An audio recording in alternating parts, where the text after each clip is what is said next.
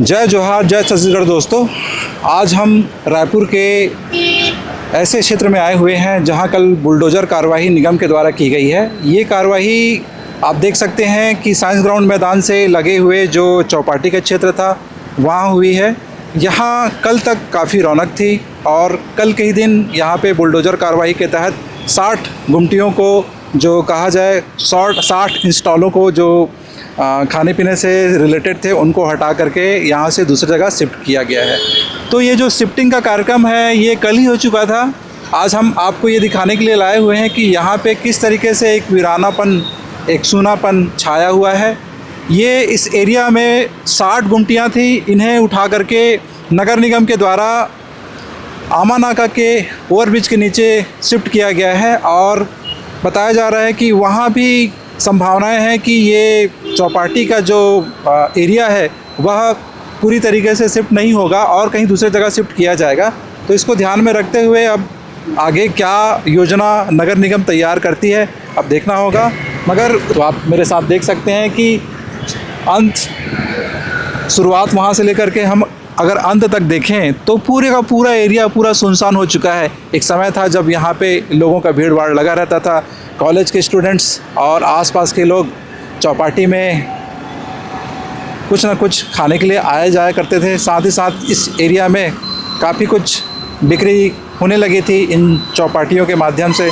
तो अब देखना होगा कि इस चौपाटी का जो गुमटियाँ हैं जो शिफ्ट किया जा चुका है आमानाका के ओवरब्रिज के नीचे में, और कहा जा रहा है कि वो आमानाका के ओवरब्रिज के नीचे में चौपाटी को स्थापित किया जाएगा। परंतु एक प्रश्न ये भी उठता है कि रेलवे ने आपत्ति दर्ज कराई है कि वह एरिया उनका है, वह क्षेत्र उनका है। तो हो सकता है कि आने वाले समय में नगर निगम जो चौपाटी का क्षेत्र है उस चौपाटी के क्षेत्र को वहाँ ना दे करके और किसी दूसरे जगह दे सकते हैं।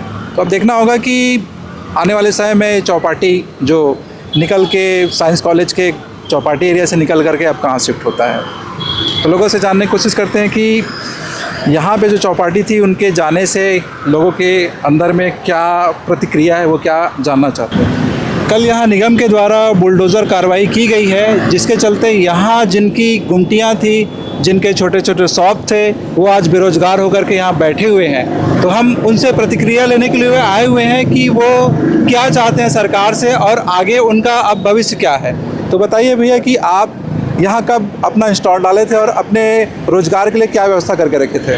मैं अभी पिछले 20 दिन पहले ही चालू किया हूँ सेटअप, जिसमें से मैं 2 लाख रुपए लोन लेके काम स्टार्ट किया था और ये स्थिति हो गई। ना कोई सूचना था ना कुछ ऐसा। अच्छा, निगम की तरफ से आप लोग को कोई सूचना मिली हुई थी या फिर कोई नोटिस या फिर कोई सूचना नहीं मिली। शुक्रवार को शाम को आए हैं 7 बजे जी। आगे बोले हैं कि अपना कल सुबह दुकान उठेगी, अपना सामान व्यवस्थित कर लो जी। सुबह हम लोग रात भर यहीं थे जी। तो जब ये चालानी ये बुलडोज़र कार्रवाई हुई भैया, तो आप लोगों का जो दुकान है सुरक्षित निकाला गया कि तोड़ फोड़ करके? सर कई उसमें तो तोड़ फोड़ किया गया है। आप जबकि आप उदाहरण देख सकते हैं सामने, जस्ट आप देखेंगे ना जी, तो ये अगर बोल रहे हैं अच्छे तरीके से निकाला है, तो सामने पे पूरा ये जो रेलिंग बनी है इसको तोड़ दिया गया है। उसके जस्ट सामने पूरा नाला था, यहाँ के जो ठेकेदार थे उन्होंने पूरा अच्छी तरीके से कवर करके रखा था ताकि कोई गिरे ना, उस चीज़ को भी उन्होंने तोड़ दिया। आप जाएंगे तो वीडियो देख सकते हैं, उसकी बना सकते हैं। और जो कल कार्रवाई हुई वो अचानक भयानक थी। कल परसों हमको शाम को 7 बजे लोग आए, 12 लोग थे जो कि मुंह में पट्टा बांध के थे और एक आपका इसका निगम के आदमी थे। उनने बोला कल सुबह 6 बजे कार्रवाई होगी, हटा देना दुकान अपनी। तो मेरा कहना ये है सर, अगर आप सूचना दे, पहली बात तो सूचना नहीं थी, मुंह बोला गया था। दूसरी बात आप सूचना देते और 3 से 4 दिन का समय देते आप कम से कम, तो हम उस प्रिपेयर में रहते, खाली करते, प्रॉपर उसमें रहते, हमको कोई दिक्कत भी नहीं होती। फिर आप अचानक आए, तोड़ फोड़ कर दिए पूरी आके जी। ये कहाँ से सही चीज़ें हैं सर। आपके क्षेत्र से जो आपकी दुकानें थी उनकी गुमटियों को उठा करके कहाँ शिफ्ट किया गया है? सर यहाँ से आप ओवरब्रिज जाएंगे, जो आमानाका ओवरब्रिज जाएंगे तो उसके नीचे रखा गया है, जहाँ पे अभी भी व्यवस्थापन सही से नहीं हुआ। आप जाएंगे अभी ISBT, अब 12 दुकानें अभी भी रखी हुई है जी, और कुछ दुकानें को वहाँ शिफ्ट किया गया है जी। बाकी वो उस जगह पे 2 दारू भट्टी है, आए दिन वहाँ चाकू चोरी चल रहा है, कोई लाइट की व्यवस्था नहीं है, कोई बिजली की व्यवस्था नहीं है, कोई पानी की व्यवस्था नहीं है जी। और मैं तो ये बोलूँगा आपके चैनल के माध्यम से जो भी आपके चैनल देख रहे हैं उनसे अनुरोध है, आप अपनी वाइफ, अपनी बहन, अपने दोस्त के साथ आइए अकेले कभी टू व्हीलर में या कार में, आपको खुद पता चल जाएगा कितना कैसी जगह है वो। और इतनी अच्छी वाली चौपाटी सर यहाँ चल रही है, हम लोग की चल रही थी, उसको आप आगे कर दिए। यहाँ ना आप खुद यहाँ से आप थाने जाएंगे ना तो थाने में एक भी कोई रिकॉर्ड दर्ज नहीं हुआ अभी तक कि किसी औरत के साथ या किसी आदमी के साथ दुष्कर्म हुआ या कभी चोरी चमारी हुई या कभी ट्रैफिक का उल्लंघन किया हो। सब आराम से चल रहा था सर।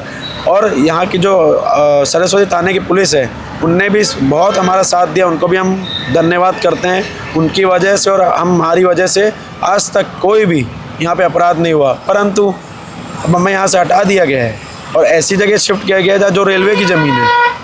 तो ये कहा जा रहा है कि निगम की ओर से, हाँ, ये एक डिस्प्यूट भी पैदा हुआ है कि रेलवे और निगम के बीच में ये बात हो रही है कि वो रेलवे का कहना है कि ज़मीन उनकी है। अब हाँ, ज़मीन आपको फिर कहाँ अलॉट करने वाले हैं, इसके बारे में कुछ जानकारी आपको है? निगम के कोई द्वारा? जानकारी नहीं दी गई है अभी।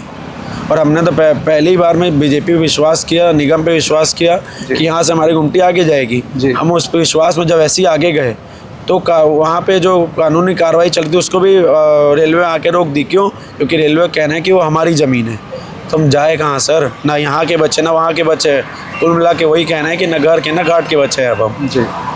एक समस्या और देखने को आ रही है कि भाई साहब, आपसे पता चला कि आप जो यहाँ पे गुमटी ओपन करके रखे थे वो पूर्णतः अपने रोजगार के लिए इन्हीं पर ही डिपेंडेंट थे। तो अभी आप बेरोजगार हो गए, तो आने वाले समय में आप सरकार से क्या कहना चाहेंगे? सर कि ये सभी 2 सालों से सभी लोगों ने कहीं से कर्जा लेके, कहीं से उधारबाड़ी करके अपनी दुकानों को चलाना थी। लेकिन आप देखेंगे कि ये कोई 1 साल से नहीं है, 2 साल से नहीं है, ये हमें कम से कम 1-1.5 साल से परेशान किया जा रहा है कि वहाँ शिफ्ट किया जाएगा, वहाँ शिफ्ट किया जाएगा। ये आज का नहीं, 1 साल पहले भी इसके लिए विरोध किया गया था। इन्होंने उस समय भी निकाला था कि हम आपको शिफ्ट कर रहे हैं। तो उस समय जब रैली वैली निकाली गई थी सबकी, तो उन्होंने ये कहा था कि हम वहाँ आपको शिफ्ट कर रहे हैं और वहाँ पर आपको पूरी सुविधा देंगे, जल की, पानी की, रोड की, सब चीज़ की। आप ये बताइए, आज 1 साल हो गया, आज तक वहाँ पे कुछ नहीं किया गया। उसके बाद ये शुक्रवार की शाम को इनके कुछ अधिकारी और 15-20 अदर लोग आए। उन्होंने सिर्फ ये कहा कि आपको कल खाली कर दिया जाएगा। ये नहीं कि आपको खाली करना है, कल खाली कर दिया जाएगा, एक इंटीमेटल था हमारे लिए। और उसके बाद जब विरोध हुआ तो आज फिर ये बोल रहे हैं कि हम वहाँ पर आपको सुविधा देंगे। जी। अब किस चीज़ की सुविधा देंगे आप बताइए? जब आप 1 साल में नहीं कर सके तो हमें ये 2-4 दिन में, 5 दिन में किस चीज़ की सुविधा देंगे आप? एक चीज़ और सुनने में आया है सभी कि लोगों ने जो यहाँ बेसिक पर सुविधा है वहाँ पे आपको जल की, पानी की और बिजली की वो भी नहीं मैं मिली वही है। चीज़ तो बोल रहा हूँ सर। जब 1 साल में नहीं कर पाए, आज वो चौपाटी जाके देखिए, जैसी कि तैसी जहाँ पे हमें शिफ्ट कर रहे हैं अमन इलाका के नीचे में, वहाँ 1 साल से न रोड है, न पानी है, न बिजली, कुछ नहीं है। उसके बाद वहाँ पर सबसे बड़ी प्रॉब्लम तो ये है कि आपको माने पार्किंग की सुविधा, पार्किंग की सुविधा है ही नहीं वहाँ पर। और जिस जगह आपको कम से कम 15 या 20 दुकानों की जगह है, वहाँ पे आप 60 दुकानों को ड्राइव कर रहे हैं। ये कैसा, किस टाइप से? उसको तो एक आप हार्ड टाइप का बना दिया, जैसे सब्जी मार्केट टाइप का बना दिए आपने उसको। वहाँ पे चौपाटी ना बैठने की सुविधा है, ना खड़े रहने की सुविधा है, किस चीज़ की सुविधा है? दुकानों को इस तरीके से जमाया गया है, वहाँ पर रखा गया ले जाके कि एक का अगर दरवाज़ा खुलता है, ऑर्डर करेंगे तो दूसरे का टकरा जाएगा। तो आप वहाँ पर कौन सी ग्राहकी की बात कर रहे हो आप? निगम से आपकी क्या मांगे हैं? निगम से तो हमारी मांगे, हम तो पिछले बार भी बोले थे कि जाने तैयार हैं, लेकिन हमको वहाँ पे फैसिलिटी तो दो। आप फैसिलिटी नहीं दे रहे हैं तो हम किस चीज़ में वो करें आपको? अब वो तो हम तो ऐसा है ना, हम पार्टी बेस में तो है नहीं ना, हम कांग्रेस के हैं ना बीजेपी, हम किसी को, हम तो सिर्फ एक वेंडर के थ्रू काम कर रहे हैं कि हमको अपना पेट चलाना है, अपने को उसमें रोजी रोटी अपनी जोड़ रहे हैं जी। तो हम क्या कर सकते हैं उसके लिए? हम तो किसी से शिकायत नहीं कर सकते क्योंकि हमारी पहुँच ही नहीं है इतनी कि हम किसके पास जाएँ जी। हर कोई आके हमको बस एक वो दे देता है, तसल्ली दे देता है, बस हो गया। आज देखिए, ये देखिए दुकानें हमारी खड़े भी हैं, बेरोजगार बैठे हुए हैं, हम लोग कहाँ जाएंगे? जी सर, हमको यही कहना था कि ठीक है, शासन हमको वहाँ पे दुकान देगी, हम उसके लिए भी तैयार हैं। हम बस ये चाहते हैं कि जैसे यहाँ सुविधाएं थी वैसे वहाँ पे भी हो और अच्छा हो तो ज़्यादा अच्छा है कि कम से कम कस्टमर को बैठने का जगह हो। और पहली बात ये कि चलो ठीक है, सरकार बोल रही है कि हम तुमको वहाँ पे पूरा व्यवस्थापन करके देंगे, लेकिन कोई हमको ये बता सकता है कि हमको कब देंगे? हमारे स्टाफ हमको ये पूछ रहे, भैया हम लोग क्या करें, हम लोग कहाँ जाए? हम आपके यहाँ पे हम लोग काम करते थे तो हमारा घर चलता था, हमारे घर में और कोई काम करने वाले नहीं है, तो हमको उनको जवाब देना और हम जवाब नहीं दे पा रहे क्योंकि हमको ही नहीं पता ना कि हमारी दुकानें कितने दिन में चालू होगी भी कि नहीं होगी, कैसे होगी, हमको तो कुछ पता ही नहीं है। तो कम से कम कोई ऐसा हो जो हमको बताए कि हम आपका दुकान पर्टिकुलर एक टाइम या डेट बताए कि हम इस तारीख को आपका दुकान चालू करवा देंगे, हमारे उस तारीख को हमारी ओपनिंग रहेगी। ऐसा कोई इंसान मिले जो हमको बोले कि हम इतना तारीख को आपको टाइम दे रहे कि चालू करवा देंगे, तो हम अपने लड़के को वहाँ से बोल सके कि भैया आप इतने दिन गाँव घूम के आ जाओ, चाहे जो भी है आ जाओ। क्योंकि देखो अभी हमारे पास पैसे आ नहीं रहे, इनकम तो हो नहीं रही, हमारी नुकसान ही हो रही है। जो हमारे पास रॉ मटेरियल थे वो सारे ख़राब हो गए। हम लोगों ने क्योंकि अचानक हुआ ना, ऊपर से संडे और सैटरडे था, सैटरडे को मार्केट बंद रहता है, संडे को मार्केट जा नहीं पाते, हम फ्राइडे को पूरा सामान मंगाते, पूरा सब्जी भाजी रॉ मटेरियल चीज़ वगैरह सब मंगा के रखे थे, फल वल सब मंगा के रखे थे, सब खराब हो गया। तो हमारा एक दिन में कम से कम 40,000 का मान लो 3 दिन का माल था वो ख़राब हो गया। एम्स में प्रोग्राम चल रहा था, उसके लिए हमने और एक्स्ट्रा माल मंगा के रखा था, वो ख़राब हो गया। तो हम तो वैसे ही नुकसान में चल रहे, तो हम अपने लड़के को बंद करके पैसा कहाँ से दे पाएंगे आप बताइए। हम लोग कोई बड़े व्यापारी तो है नहीं कि हमारे पास बहुत सारा पैसा पड़ा हो। बात और पता चली कि आप बता रहे थे कि यहाँ जो गुमटियाँ थी उनको मिला करके कितने परिवार प्रभावित हुए हैं? देखो यहाँ पे 60 दुकानें थी जी, तो लगभग सब दुकानों को मिलाएं तो 400 500 600 तो कम से कम हैं वर्कर 600 के। हाँ, क्योंकि देखो यहाँ पे क्या था, देखो बर्तन धोने वाली बाई भी आती थी, इधर पीछे में बस्ती, वो बर्तन धोने वाली बाई आती थी, झाड़ू पोछा लगाने वाले लोग आते थे, फिर हमारे अंडर काम करने वाले आते थे, यहाँ के गार्ड्स थे, मतलब बहुत सारे लोग थे जो यहाँ से जुड़े हुए थे, यहाँ से उनका इनकम होता था, वो सारे लोग बेरोजगार हो गए हमारे साथ साथ। ये नहीं था सर कि कोई पर्टिकुलर 60 दुकान वाले ही इससे वो थे। 60 दुकानों के अलावा इससे पानी वाला हो गया, सब्जी वाले हो गए, अपना नौकराइन हो गए, ब्रेड वाले हो गए, ये सब की रोजी रोटी इससे जुड़ी हुई थी। सबको प्रभावित करना है इसमें। मैं तो अपना आप लोग कर लेंगे सब अपना, लेकिन इनका कौन करेगा? तो ये दुख दर्द जो यहाँ के वेंडर्स हैं उनका है। तो आप देख सकते हैं कि वो निगम से चाहते ये हैं कि उन्हें जो सुख सुविधा यहाँ प्राप्त थी वो सुख सुविधा वहाँ भी मिल जाए, तो वो बिल्कुल अपने नए सिरे से रोज़गार को प्रारंभ करने के लिए लगे हुए रहेंगे। तो जुड़े रहिए हमसे और हम पल पल इस चीज़ का अपडेट आप तक उपलब्ध कराते रहेंगे। धन्यवाद।